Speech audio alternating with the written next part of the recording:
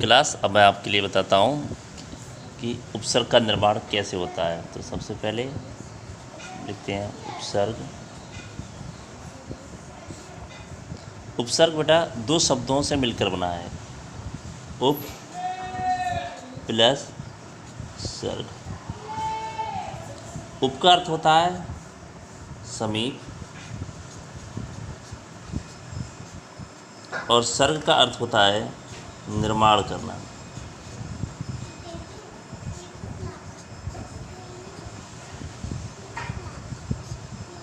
इस प्रकार से हम कह सकते हैं कि उपसर्ग का काम होता है किसी भी शब्द का निर्माण करना।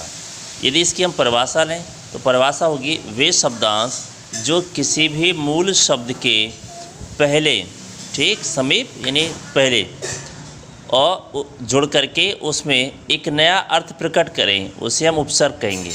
यानी वे शब्दांश जो किसी भी मूल शब्द के समीप यानी पहले जुड़ करके उसमें एक नया अर्थ प्रकट करें, उसे उपसर्ग कहते हैं। ठीक, उदाहरण के तौर पर मैं आपको बता दूं, एक शब्द है यहाँ पर हार।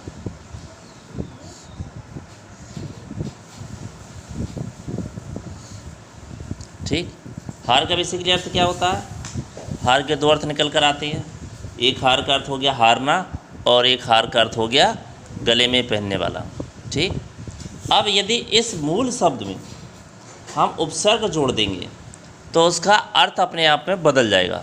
एक बात ध्यान रखें, उपसर्ग का अपना कोई ना कोई अर्थ होता है। कुछ उपसर्ग ऐसे होते हैं जिसका अर्थ ना हो, परंतु वो यदि मूल शब्द में जोड़ दिए जाएं तो उसका भी अर्थ परिवर्तित हो जाता है। यदि हार में हमने उपसर्ग जोड़ दिया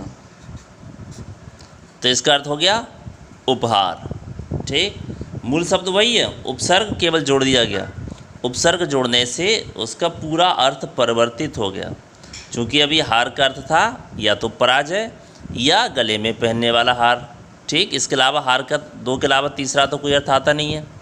लेकिन जैसे ही उसमें उपसर्ग जोड़ दिया गया तो इसका स्वयं का जो अर्थ था वो स्वयं का अर्थ भी समाप्त हो गया, और इस उपसर्ग के जुड़ने से जो अर्थ बना वो अर्थ क्लियर कर रहा है।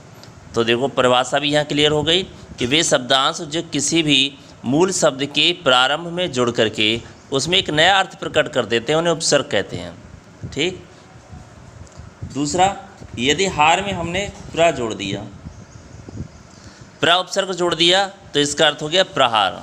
अब चूँकि प्रा का यहाँ पर्टिकुलर कोई अर्थ है नहीं, ठीक है, लेकिन हार का तो अपना अर्थ है। लेकिन जब से ही हार में ये मूल शब्द प्र जुड़ गया तो इसका अर्थ बदल गया, हो गया प्रहार। प्रहार मीन्स अटैक करना। यदि इस हार में हम वि शब्द को जोड़ दें, वि का अर्थ हो गया यहाँ पर कुछ अर्थ है, कोई अर्थ नहीं है। अब यदि हार शब्द में बे उपसर्ग जोड़ दिया गया तो हो गया विहार। विहार मीन्स घूमना। ठीक, अब यदि हार में सम उपसर्ग जोड़ दिया गया, सम, इसको इस तरह से हम लिख सकते हैं संग।